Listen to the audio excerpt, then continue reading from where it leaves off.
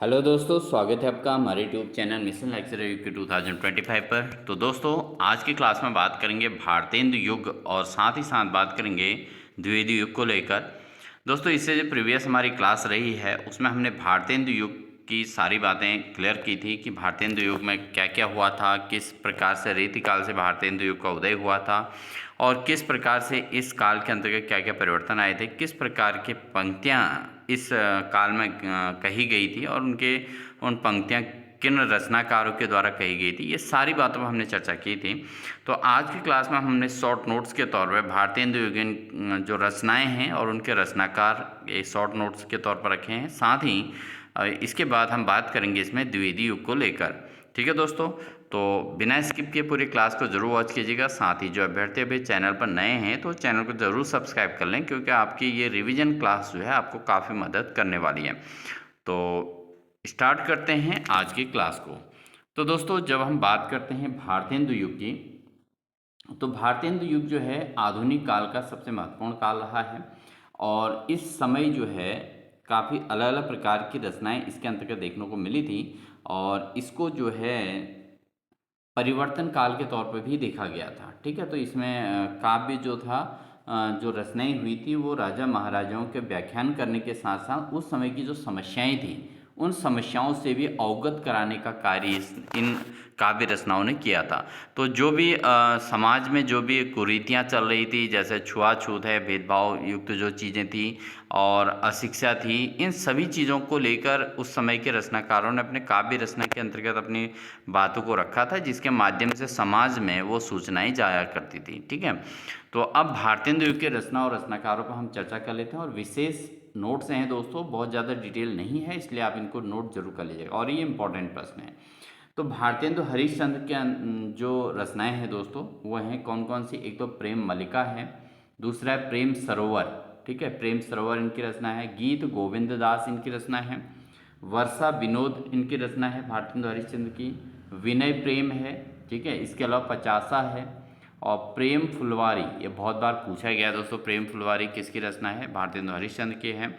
इसके अलावा वेणुगीति, वेणुगीति भी भारतेंदु हरिश्चंद्र की है। साथ ही दोस्तों दशरथ विलाप, ये बहुत बार इंपॉर्टेंट क्वेश्चन है, बहुत बार एग्जाम में पूछा गया है।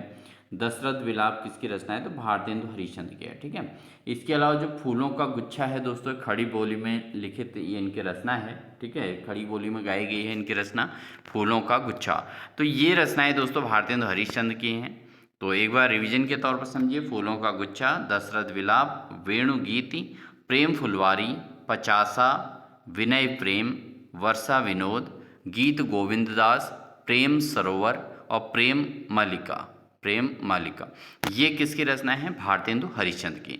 जबकि अन्य रचनाएं भी हैं दोस्तों, वो अन्य जो है भारतेंदु की नहीं रचनाकार हैं, लेकिन उनकी रचनाएं हैं। जैसे हम बात करते हैं बद्री नारायण चौधरी प्रेमघन की। अब बात बद्री नारायण चौधरी प्रेमघन की है तो हिंदी के अंतर्गत इनका विशेष रोल है दोस्तों। ठीक है, आपको एग्जाम में बहुत बार क्वेश्चंस में देखने को मिलेगा प्रेमघन। तो प्रेमघन किनका नाम है? बद्री नारायण चौधरी का नाम है। इनकी जो रचनाएं है दोस्तों, एक तो जीर्ण जनपद है। ठीक है, जीर्ण जनपद एक्चुअली उस समय के जो रचनाएं थी दोस्तों किस प्रकार की थी? वो उस समय की रचनाएं सामाजिक परिवर्तन की ओर दृष्टिगोचर हो रही थी। ठीक है, तो समाज में जो बहुत प्रकार की परेशानियां थी उनको प्रदर्शित करना था। तो जीर्ण जनपद इनकी रचना थी प्रेमघन की। इसके अलावा आनंद अरुणोदय, आनंद अरुणोदय भी बद्रीनारायण चौधरी की रचना थी। इसके अलावा हर्षादर्श, हार्दिक हर्षादर्श, मयंक महिमा, अलौकिक लीला, ठीक है, वर्षा बिंदु, ठीक है, ये भी इनकी रचना थी। लालित्य भी इनकी रचना थी, लालित्य लहरी। ठीक है, और साथ ही दोस्तों वृजचंद पंचक, वृजचंद पंचक ये भी बद्रीनारायण चौधरी प्रेमघन की रचना थी दोस्तों। ठीक है, तो ये इनकी रचनाओं को भी आप जरूर नोट कर लीजिएगा। एक लिमिटेड नोट्स हमने दिए हैं आपको, व्यवस्थाएं कर रहे हैं, तो वो चीज़ों को आप जरूर नोट कर लीजिएगा दोस्तों। ठीक है, बात करते हैं प्रताप नारायण मिश्र की। अब प्रताप नारायण मिश्र की जो रचनाएं हैं दोस्तों कौन कौन सी हैं? प्रेम पुष्पावली। ठीक है, प्रेम पुष्पावली है, पूछा गया है बहुत बार एग्जाम में। मन की लहर, मन की लहर जो रचना है वो प्रताप नारायण मिश्र की है। इसके अलावा लोकोक्ति शतक, लोकोक्ति शतक किसकी रचना है? प्रताप नारायण मिश्र की है दोस्तों। इसके अलावा तृप्यंताम, तृप्यंताम भी प्रताप नारायण मिश्र की है। श्रृंगार विलाप किसकी रचना है? ये भी प्रताप नारायण मिश्र की है। दंगल खंड, दंगल खंड किसकी रचना है? प्रताप नारायण मिश्र की है। इसके अलावा ब्रेडला स्वागत, ये बहुत इंपॉर्टेंट है दोस्तों, ये एग्जाम में पूछा गया है। ब्रेडला स्वागत किसकी रचना है? तो ब्रेडला स्वागत दोस्तों ये प्रताप नारायण मिश्र की ही रचना है। इसके बाद हम बात करते हैं दोस्तों जगमोहन सिंह की कौन कौन सी रचनाएं हैं। तो जगमोहन सिंह की जो रचनाएं हैं दोस्तों उसमें कौन कौन सी हैं? जैसे प्रेम संपत्ति लता, तो प्रेम संपत्ति लता किसकी है? जगमोहन सिंह की है। श्याम लता किसकी है? जगमोहन सिंह की रचना है। श्यामा सरोजिनी किसकी रचना है? ये जगमोहन सिंह की है। ठीक है, इसके अलावा है देवयानी, देवयानी दोस्तों ये एग्जाम में पूछा गया है बहुत बार, ये देवयानी किसकी रचना है? जगमोहन सिंह की। इसके अलावा ऋतु संहार और साथ ही मेघदूत, ये मेघदूत भी एग्जाम में बहुत बार आया है दोस्तों, आपने हमारे प्रैक्टिस सेट के अंतर्गत देखे होंगे कि मेघदूत किसकी रचना है? जगमोहन सिंह की रचना है। अब बात करेंगे नेक्स्ट अंबिका दत्त व्यास, अंबिका दत्त व्यास की जो रचनाएं हैं, जैसे पावस पचासा, क्या है? पावस पचासा, ये अंबिका दत्त व्यास की रचना है। उसके अलावा सुकवि सतसई, सुकवि सतसई किसकी है? अंबिका दत्त व्यास की रचना है। अगला है हो होरी, हो होरी, ये किसकी रचना है? अंबिका दत्त व्यास की। तो ये यूनिक आंसर हैं दोस्तों, यूनिक चीज़ें हैं, इनको जरूर आप नोट करके रखेंगे और ये आपको एग्जाम में काफ़ी मदद करने वाले हैं। ठीक है, अगला है, ये भी भारतीय युग की ही रचनाएं हैं। राधा कृष्ण दास की जो रचना है कौन कौन सी है? कंसवध, कंसवध है। इसके अलावा भारत बारहमासा, ये बहुत इम्पोर्टेंट है, भारत बारहमासा, आप पेपर्स में देखेंगे तो आपको ये बहुत बार आया हुआ क्वेश्चन है। जिन्होंने पुराने प्रैक्टिस सेट कर रहे हैं या पुराने पेपर आपने देखे होंगे प्रवक्ता के, तो उसमें ये बहुत बार आया है, एलटी के क्वेश्चंस में भी आया है दोस्तों। ठीक है, तो राधा कृष्ण दास की रचना ये भारत बारहमासा किसकी रचना है? राधा कृष्ण दास की। इसके अलावा देश दशा, देश दशा भी राधा कृष्ण दास की रचना है। ठीक है, तो ये इम्पोर्टेंट थे जो भारतीय युग की प्रमुख रचनाएं थी दोस्तों। ठीक है, आप इनको जरूर नोट कर लें, स्क्रीनशॉट तब भी ले लें, और अगर आप डायरेक्टली नोट कर रहे हैं तो पॉज करके इसको देख सकते हैं। ठीक है, तो इतने ही हमने इसमें रखे हैं, मेन कलेक्शन है, मेन इंपॉर्टेंट चीज़ें हैं। अब बात करते हैं दोस्तों द्विवेदी युग की। तो द्विवेदी युग जो है हिंदी साहित्य के अंतर्गत द्विवेदी युग का भी विशेष रोल रहा है और 20वीं सदी के पहले 2 दशकों का ये युग रहा है दोस्तों। तो ये जो समय था दोस्तों सन 1900 से लेकर 1920, ठीक है, तो ये रहा था। तो द्विवेदी युग जो है 20वीं सदी के पहले 2 दशकों का युग है। ठीक है, और इन 2 दशकों में कालखंड ने हिंदी, इन दशकों के कालखंड ने हिंदी कविता को श्रृंगारिकता से राष्ट्रीयता, जड़ता से प्रगति और रूढ़ी से स्वच्छंदता के द्वार पर ला खड़ा किया था। ठीक है, तो जो ये 20वीं सदी के पहले 2 दशक का जो युग था उसको द्विवेदी युग के नाम से जाना जाता है। और इन 2 दशकों में क्या हुआ? कालखंड ने हिंदी कविता को श्रृंगारिकता और से राष्ट्रीयता की ओर पहुंचाया था। ठीक है, क्योंकि उस समय तक जो रचनाएं होती थी रीतिकाल में, आपने देखा होगा, इससे पहले हमने 2 क्लास पहले हमने बात की थी रीतिकाल की, तो उसमें क्या हुआ था? श्रृंगारिकता को महत्व दिया गया था। ठीक है, श्रृंगारिकता को महत्व दिया गया था। तो श्रृंगारिकता को राष्ट्रीयता में परिवर्तन करने का कार्य किसने किया था? ये भारतीय युग से शुरुआत हुई थी और द्विवेदी युग में इसकी रचनाएं बहुत ज़्यादा हुई थी। इसमें श्रृंगारिकता को कम मतलब महत्व देने के साथ साथ राष्ट्रीयता को भी महत्व मिला था। इसके अलावा जड़ता से प्रगति की ओर और रूढ़ी से स्वच्छंदता के द्वार पर ला खड़ा किया था। तो द्विवेदी युग जो 20वीं सदी के पहले 2 दशकों का युग था, इसने क्या कर दिया था?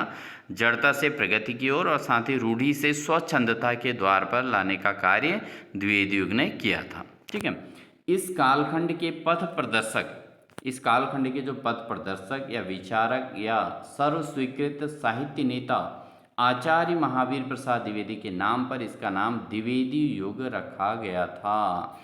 तो इस कालखंड के जो पथ प्रदर्शक रहे थे, विचारक रहे थे, सर्वस्वीकृत साहित्य नेता जो आचार्य महावीर प्रसाद द्विवेदी के नाम पर ही इस युग का नाम क्या रख दिया दोस्तों? द्विवेदी युग के नाम से रख दिया गया था। ठीक है, यह सर्वथा उचित है क्योंकि हिंदी के कवियों और लेखकों की एक पीढ़ी का निर्माण करने और हिंदी के कोश निर्माण की पहल ने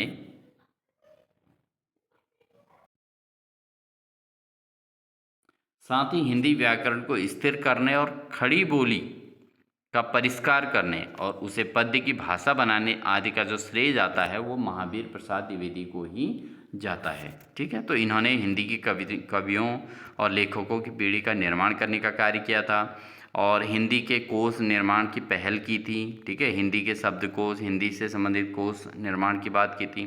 साथ ही हिंदी व्याकरण को स्थिर करने की बात की थी, जो हिंदी व्याकरण है उसको स्थिर रखने, और साथ ही खड़ी बोली का परिष्कार करने की बात की थी। ठीक है, तो इसके आधार पर हिंदी जो खड़ी बोली थी उसको पद्य की भाषा बनाने का श्रेय जो है इनको महावीर प्रसाद द्विवेदी को ही जाता है। तो यहाँ से क्वेश्चन आपको देखने को मिल सकता है कि हिंदी में खड़ी बोली का परिष्कार करने का श्रेय किसको जाता है, तो वो महावीर प्रसाद द्विवेदी को जाता है। और साथ ही हिंदी के कोश निर्माण की पहल किसने की थी, महावीर प्रसाद द्विवेदी ने की थी। तो ये सारी चीज़ें बेसिकली आपकी, क्योंकि इस बार पेपर काफ़ी लेंथी होने वाला है, 2 पेपर होने हैं, एक ही सब्जेक्ट से वही है बट केवल 2 पेपर में कन्वर्ट किया गया है, तो कहीं ना कहीं एक डिटेल आपको स्टडी देखने को यहाँ पर मिल सकती है। द्विवेदी युग को जागरण सुधार काल भी कहा जाता है दोस्तों। ठीक है, इसको जागरण नव जागरण काल भारतीय युग को कहा जाता है और इसको कहा जाता है जागरण सुधार काल। ठीक है, तो जागरण सुधार काल के नाम से कौन सा युग जाना जाता है, ये जाना जाता है दोस्तों द्विवेदी युग। द्विवेदी युग में अधिकांश कवियों ने द्विवेदी जी के दिशा निर्देश के अनुशासन में काव्य रचना की थी। तो उस समय जो कवि थे उन्होंने द्विवेदी जी के ही दिशा निर्देशन में अनुशासन के आधार पर काव्य रचनाएं की थी, किंतु कुछ कवि ऐसे भी थे जो उनके अनुशासन में नहीं थे। ठीक है, जो उनका अनुशासन चल रहा था उसमें वो नहीं थे और काव्य सृजन कर रहे थे। क्या कर रहे थे, काव्य का सृजन कर रहे थे। ठीक है, तो वो कवि जो थे उन अनुशासन में नहीं थे और जो मतलब उनके अनुशासन में नहीं थे, वो भी काव्य का सृजन क्या कर रहे थे, मतलब एक सामाजिक दृष्टिकोण को देखते हुए, राष्ट्रीयता की भावना को देखते हुए काव्य का सृजन कर रहे थे। तो इस तरह से इस युग के कवियों ने 2 वर्ग थे, जैसे एक द्विवेदी मंडल के कवि और एक द्विवेदी मंडल के बाहर के कवि। ठीक है, तो 2 प्रकार की इसमें कवियों की रचनाएं देखने को मिलती हैं। एक तो द्विवेदी मंडल के जो कवि थे वही उसमें रचनाएं कर रहे थे, तो वो तो अनुशासनात्मक तरीके से द्विवेदी जी के मार्गदर्शन में कार्य कर रहे थे। लेकिन जो सेकंड टाइप के थे वो क्या थे, उनके मार्गदर्शन से बाहर, तो जो उनके अनुशासन में, उनके मार्गदर्शन में कार्य कर रहे थे उस काव्य धारा को अनुशासन की धारा इन्होंने कह दिया था। तो द्विवेदी मंडल के जो कवियों की जो काव्य धारा है, जो उनके मार्गदर्शन में कार्य कर रहे थे उसको अनुशासन की धारा नाम दे दिया गया था। और द्विवेदी मंडल के बाहर के जो कवि थे उनकी काव्य धारा को स्वच्छंदता की धारा कहा गया था। ठीक है, तो उनके अनुपस्थिति में जो कवि गाया कर रहे थे, यानी कि जो कवि रचनाएं कर रहे थे, उस रचना को क्या कहा गया था, स्वच्छंदता की धारा। और जो उन द्विवेदी मंडल के कवियों के काव्य मार्गदर्शन में काम कर रहे थे उनको कहा गया था अनुशासन की धारा। तो अनुशासन की धारा और स्वच्छंदता की धारा उस समय के जो कवियों की काव्य धाराएं प्रमुख थी। ठीक है, बात करते हैं द्विवेदी मंडल के कवियों में कौन कौन थे मुख्यतः। जैसे मैथिली शरण गुप्त, ये द्विवेदी मंडल के अंतर्गत थे, और अयोध्या सिंह उपाध्याय हरिऔध, सियाराम शरण गुप्त, साथ ही नाथूराम शर्मा शंकर। ठीक है, इसके अलावा महावीर प्रसाद द्विवेदी, इतने कवि जो हैं द्विवेदी मंडल के कवियों के रूप में जाने जाते हैं। मैथिली शरण गुप्त, अयोध्या सिंह उपाध्याय हरिऔध, सियाराम शरण गुप्त, नाथूराम शर्मा शंकर, महावीर प्रसाद द्विवेदी। तो ये जो है द्विवेदी मंडल के प्रमुख कवियों के अंतर्गत आते हैं दोस्तों। ठीक है,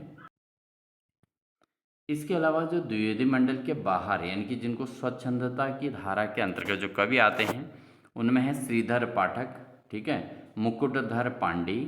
ठीक है, ये स्वच्छंदता की धारा के कवि हैं, इसको भी याद रखेंगे। द्विवेदी मंडल से तो बाहर हैं लेकिन इनको क्या कहा जाता है, इनको कहा जाता है स्वच्छंदता की धारा के कवि। ठीक है, जैसे श्रीधर पाठक हैं, मुकुटधर पांडे हैं, लोचन प्रसाद पांडे। ठीक है, लोचन प्रसाद पांडे भी इनके अंतर्गत आते हैं, राम नरेश त्रिपाठी हैं।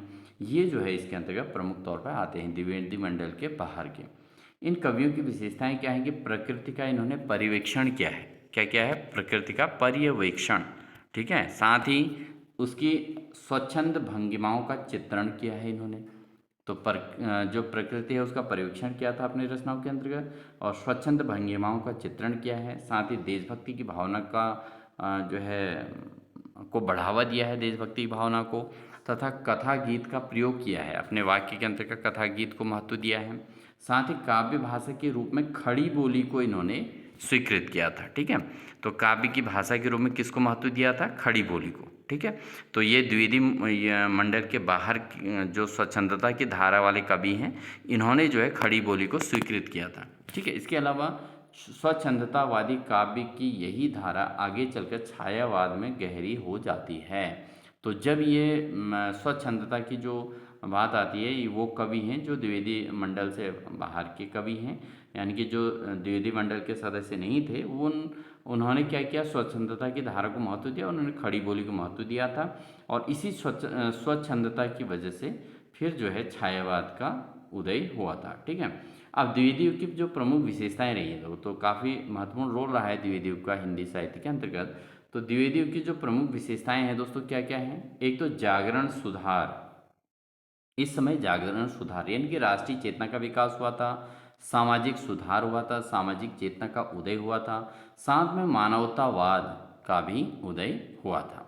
ठीक है, तो द्विवेदी युग की ये प्रमुख विशेषताएं हैं कि एक तो इसमें जागरण सुधार हुआ था, राष्ट्रीय चेतना का उदय हुआ था, सामाजिक सुधार हुआ था, सामाजिक चेतना का उदय हुआ था, और मानवतावाद को इसमें महत्व मिला था। इसके अलावा स्वदेश्यता यानी कि इसके अंतर्गत देखने को मिलता है आदर्श परकता और नीतिमत्ता। ठीक है, तो इस युग में जो है क्या क्या हुई थी? एक तो उद्देश्यता को महत्व मिला था, और साथ ही आदर्श परकता और नीतिमत्ता को महत्व दिया गया था। साथ ही इस युग में दोस्तों क्या हुआ था? एक तो आधुनिकता को इम्पोर्टेंस मिली थी, समस्या पूर्ति को इम्पोर्टेंस मिली थी, और साथ ही साथ जो है इसमें प्रकृति चित्रण क्या किया गया था? प्रकृति चित्रण किया गया था। क्या किया गया था? प्रकृति चित्रण किया गया था। साथ ही विषय विस्तार को महत्व दिया गया था, इतिवृत्तात्मकता को महत्व मिला था, विवरणात्मकता और उपदेशात्मकता को महत्व मिला था। ठीक है, इस काल में क्या होता है? काव्य रूप में प्रबंध काव्य, खंड काव्य, मुक्तक कविता तीनों पर जोर दिया गया था। तो ये बहुत इंपॉर्टेंट है कि इस युग में कौन से काव्य को महत्व मिला था। तो प्रबंध काव्य को भी महत्व मिला था इस युग में, और खंड काव्य को भी महत्व मिला था, साथ ही मुक्तक कविताएं जो थी उनको भी यहाँ पर महत्व देखने को मिला था। इसके अलावा गद्य और पद्य दोनों ही भाषा में क्या हुआ था? गद्य और पद्य दोनों की भाषा के रूप में खड़ी बोली की मान्यता, और साथ ही बोधगम्य भाषा का इसमें प्रयोग किया गया था। तो इस काल की जो रचनाएं होती उसमें क्या क्या हुई थी? गद्य और पद्य दोनों प्रकार की रचनाएं हुई थी, और खड़ी बोली की मान्यता और बोधगम्य भाषा को ज़्यादा महत्व दिया गया था। ठीक है, अब इसमें राम नरेश त्रिपाठी ने जो अपनी रचनाएं दी थी दोस्तों, उसमें क्या था कि अपनी रचनाओं के माध्यम से उन्होंने राष्ट्रीयता की एक संकल्पना विकसित की थी, यानी कि एक नेशनलिटी को डेवलप किया था। ठीक है, और उसके लिए एक संकल्पना विकसित की थी, और उनकी राय में राष्ट्रीयता के 3 खतरे हैं, यानी कि वो मानते क्या थे? वो अपने काव्य रचनाओं के माध्यम से प्रदर्शित करते थे कि राष्ट्रीयता में 3 खतरे हैं। एक तो विदेशी शासन, जो भारत की पराधीनता चल रही थी। ठीक है, जो पराधीनता को प्रदर्शित करती है, ठीक है, विदेशी शासन है, और एक तंत्रीय शासन। एक तंत्रीय शासन में क्या होता है? राजा सर्वोपरि होता है, तो इसका भी इन्होंने विरोध किया था। ठीक है, तो इन्होंने एक तो विदेशी शासन पराधीनता को अस्वीकार करने का काम किया था, और साथ ही इन्होंने एक तंत्री शासन यानी कि जो तानाशाही शासन है उसको भी समाप्त करने की ओर अपने रचनाओं के अंदर महत्व दिया था, और विदेशी आक्रमण को भी इन्होंने क्या किया था? उसका भी विरोध किया था। इन्हीं 3 विषयों को लेकर त्रिपाठी जी ने काव्यत्रयी, जिसको काव्यत्रयी इसकी रचना की, मिलन, पथिक और स्वप्न। तो ये जो हैं त्रिपाठी जी, राम नरेश त्रिपाठी जी की 3 रचनाएं हैं, मिलन, पथिक और स्वप्न। ठीक है, ये 3 रचनाएं राम नरेश त्रिपाठी की हैं, जो द्विवेदी युग के प्रमुख रचनाकार रहे हैं, और ये द्विवेदी युग के इन्होंने जो है 3 चीज़ों पर महत्व दिया था। राष्ट्रीयता के 3 खतरे बताए थे, और उन तीनों पर जो है से बचने की काव्य रचनाओं पर भी महत्व दिया था, जैसे विदेशी शासन यानी कि पराधीनता को, और साथ ही एक तंत्री शासन जिसको तानाशाही शासन कहा जाता है, और साथ ही विदेशी आक्रमण। इन 3 प्रकार के खतरों से बचने का इन्होंने जो है अपने काव्य के माध्यम से इन्होंने महत्व दिया था, और इनके जो काव्य है उसको त्रयी किसकी रचना की थी? काव्यमय त्रयी यानी कि ट्रायो की रचना की, जिसमें मिलन, पथिक और स्वप्न, इनकी इन्होंने रचना की थी। ठीक है, अब बात करते हैं मैथिली शरण गुप्त ने क्या क्या किया था दोस्तों। मैथिली शरण गुप्त ने 2 नारी प्रधान काव्य रचनाएं की थी दोस्तों। इनको जरूर याद कर लें। मैथिली शरण गुप्त की 2 रचनाएं हैं जो नारी प्रधान हैं, काव्य रचनाएं हैं, जैसे साकेत हो गया एक, और एक क्या हो गया? यशोधरा। ठीक है, तो इन्होंने मैथिली शरण गुप्त ने जो है 2 नारी प्रधान काव्य की रचनाएं की थी। कौन कौन सी थी? तो साकेत थी और एक यशोधरा थी। तो ये 2 रचनाओं को इन्होंने महत्व दिया था, और इन 2 रचनाओं के अंतर्गत इन्होंने नारी की प्रधानता को महत्व दिया था और नारी के साथ हो रहे अन्याय या सामाजिक जो दृष्टिकोण है उसको सुधारने के प्रति कार्य किया था। तो साकेत और यशोधरा, इसमें इन्होंने प्रदर्शित किया था समाज में नारी की क्या स्थिति है और इसको क्या होना चाहिए। तो ये दोनों के अंतर्गत इन्होंने इसको प्रदर्शित किया था। कौन कौन सी रचना है मैथिली शरण गुप्त की? एक तो साकेत है दोस्तों, और एक क्या है? यशोधरा। दोस्तों क्लास अच्छी लगी तो वीडियो को लाइक जरूर कर दीजिएगा। पहली बार द्विवेदी युग में प्रकृति को काव्य विषय के रूप में मान्यता मिली थी। ठीक है, तो प्रकृति को महत्व मिला था दोस्तों कब? द्विवेदी युग में प्रकृति को काव्य विषय के रूप में मान्यता मिली थी। ठीक है, प्रकृति से संबंधित जो है रचनाएं ज़्यादा हुई थी। इसके पूर्व प्रकृति या तो उद्दीपन के रूप में आती थी या फिर अप्रस्तुत विधान का अंग बनकर उस समय जो है प्रस्तुत की जाती थी। ठीक है, लेकिन इस काल में क्या हो गया? प्रकृति को सीधे सीधे काव्य विषय के रूप में स्वीकार किया गया, यानी कि मान्यता मिल गई थी। द्विवेदी युग में प्रकृति को आलम्बन और प्रस्तुत विधान के रूप में मान्यता मिली थी, और पर द्विवेदी युग में प्रकृति का स्थिर चित्रण हुआ है, गतिशील चित्रण नहीं हुआ था। यानी कि प्रकृति को स्थिर माना गया है और गतिशील इसको नहीं माना गया है द्विवेदी युग में, क्योंकि उस समय के रचनाकार जो थे वो प्रकृति को क्या मानते थे? स्थिर मानते थे। ठीक है ना, गतिशीलता के आधार पर यानी कि परिवर्तनशील है ये मानते हुए रचनाएं नहीं करते थे, स्थिर मानते हुए करते थे। इसलिए जो है उस समय जो उन्होंने अपनी रचनाएं की थी उसमें स्थिर चित्रण किया था, ना कि गतिशील चित्रण। ठीक है, तो द्विवेदी युगीन जो कविता है दोस्तों वो क्या है? कथात्मक और अभिधात्मक होने के कारण जो उस समय की रचनाएं थी वो क्या थी? एक तो कथात्मक थी और साथ ही अभिधात्मक थी। तो दोनों प्रकार के होने के कारण ये इतिवृत्तात्मक और विवरणात्मक होती गई। ठीक है, तो ये चीज़ें इसके अंतर्गत हुई। अगर हम प्रबंध काव्य की बात करें दोस्तों, जैसे प्रिय प्रवास है, वैदेही वनवास है, तो प्रिय प्रवास और वैदेही वनवास किसकी रचना है? ये हैं दोस्तों अयोध्या सिंह उपाध्याय हरिऔध की रचनाएं हैं, और इनको आप जरूर नोट करके रखें, याद करके रखें, ये आपको एग्जाम में मिलने वाले हैं। ठीक है, इसके अलावा साकेत और यशोधरा ये मैथिली शरण गुप्त की हैं। ये महिला उत्थान के लिए हैं, नारी उत्थान को लेकर ये रचनाएं हैं। और साथ ही जो उर्मिला है दोस्तों किसकी रचना है? बालकृष्ण शर्मा नवीन की ये रचना है। तो ये प्रबंध काव्य के अंतर्गत आते हैं। तो प्रबंध काव्य में 3 प्रकार की चीज़ें हैं। कौन? एक तो हरिऔध के प्रिय प्रवास और वैदेही वनवास, और साथ ही मैथिली शरण गुप्त की कौन सी है? साकेत और यशोधरा, ये प्रबंध काव्य में आती हैं। और साथ ही बालकृष्ण शर्मा नवीन की जो रचना है उर्मिला, ये प्रबंध काव्य के अंतर्गत आती हैं। इसके अलावा दोस्तों अगर हम खंड काव्य की बात करें तो खंड काव्य के अंतर्गत क्या होता है? रंग में भंग। ठीक है, रंग में भंग ये खंड काव्य है। पंचवटी और साथ ही जयद्रथ वध। ठीक है, जयद्रथ वध क्या है? एक खंड काव्य है। ठीक है, वो किसान जो मैथिली शरण गुप्त की है। तो ये सब खंड काव्य के अंतर्गत आते हैं। इसके अलावा दोस्तों मिलन, पथिक और स्वप्न ये ट्राई के तौर पर जाने जाते हैं, त्रिय। ठीक है, तो राम नरेश त्रिपाठी के त्रिय के तौर पर जानी जाती हैं। कौन कौन सी? मिलन, पथिक और स्वप्न। तो ये राम नरेश त्रिपाठी की हैं जिनको त्रिय के रूप में जाना जाता है, और साथ ही ये खंड काव्य के तौर पे भी जाने जाते हैं। इसके अलावा खंड काव्य में कौन कौन से? रंग में भंग है, पंचवटी है, जयद्रथ वध है, किसान। ठीक है, ये मैथिली शरण गुप्त की हैं दोस्तों। आगे अगर हम बात करें तो दोस्तों इसमें क्या है कि द्विवेदी युग के आरंभ में खड़ी बोली अनगढ़, शुष्क और अस्थिर स्वरूप में थी।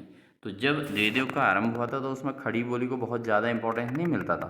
उस समय क्या होता था कि खड़ी बोली अनगढ़ के तौर पर जानी जाती थी, शुष्क थी, यानी कि उनकी रचनाओं में खड़ी बोली में जो रचनाएँ होती थी उसको ज़्यादा सामाजिक दृष्टिकोण से ज़्यादा महत्व नहीं दिया जाता था, तो इसलिए वो शुष्क थी और साथ ही अस्थिर स्वरूप में थी। ठीक है, किंतु जैसे जैसे इसका स्वरूप निश्चित हुआ, सुगढ़ हुआ और मधुर बनता चला गया, तो वहाँ से द्विवेदी युग में ये सारी चीज़ें पॉसिबल होती गई। ठीक है, तो यहाँ पर खड़ी बोली भाषा को भी इम्पोर्टेंस देखने को मिलती रही। खड़ी बोली के स्वरूप निर्धारण और विकास का श्रेय किसको जाता है? द्विवेदी युग को ही जाता है। ठीक है, इस चीज़ को ध्यान रखें। तो द्विवेदी युग को मेन जाता है कि इसमें क्या होता है कि स्वरूप का निर्धारण हुआ था और साथ ही इस युग में इसका विकास हुआ था खड़ी बोली का। मैथिली शरण गुप्त द्विवेदी युग के सर्वाधिक प्रसिद्ध कवि थे। कौन थे? मैथिली शरण गुप्त। मैथिली शरण गुप्त क्या थे दोस्तों? द्विवेदी युग के सबसे प्रसिद्ध कवियों के तौर पे जाने जाते हैं। इनकी जो प्रथम पुस्तक रही है दोस्तों, रंग में भंग। ठीक है, इनकी पुस्तक का नाम क्या है? रंग में भंग। 1909 में ये जो है ये लिखी गई थी। ठीक है, 1909 में इनकी प्रथम पुस्तक थी रंग में भंग। और इसकी ख्याति का मूलाधार क्या था? भारत भारती, जो 1912 में। ठीक है, तो ये मूल आधार इसका रहा था। भारत भारती ने हिंदी भाषियों में जाति और देश के प्रति गर्व और गौरव की भावनाएं जगाई थी। तभी से ये राष्ट्र कवि के रूप में विख्यात हुए थे। तो जब द्विवेदी युग की जो रचनाएं आई थी, एक तो भारत भारती हो गया, एक रंग में भंग, ये दो चीज़ें जब आई थी तो इससे क्या हुआ था कि इससे हिंदी भाषियों के जाति और देश के प्रति गर्व और गौरव की जो भावनाएं जगी थी, तो वहीं से ये राष्ट्र कवि के रूप में विख्यात हुए थे। ये प्रसिद्ध राम भक्त कवि थे। क्या थे? कैसे कवि थे? राम भक्त कवि के तौर पर इनको जाना जाता है। और सगुण काव्य और निर्गुण काव्य आपने पढ़ा हुआ है, तो उसमें से राम भक्ति पर आधारित थे।